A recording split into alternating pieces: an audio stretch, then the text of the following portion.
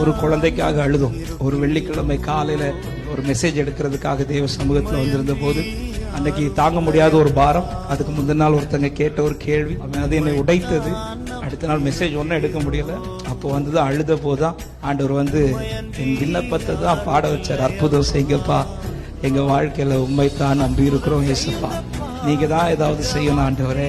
அந்த வார்த்தைகளை சொல்ல அது பாட்டு கிடையாது, அது எங்க கண்ணீர் ஜெபம். அந்த வார்த்தையை தான் பாடலாம் வச்சார். அந்த பாடல் அநேகர் வாழ்க்கையிலே கிரியை செய்ததை அந்த நாட்களே காண முடியும். இன்னைக்கு எப்படி பாட வச்சிட்டாருன்னா, அனுமதித்ததெல்லாம் நன்மைக்காக, நடத்தினதெல்லாம் நன்மைக்காக. ஹல்லேலூயா. ஒரு குழந்தைக்காக கதறினேன், அது ஒன்னு தாங்க ஆண்டவரேன்னு கேட்டேன். கத்தர் இன்னைக்கு 2 குழந்தைகளை தந்து ஆசீர்வாதம் நிறுத்தி இருக்கிறார்.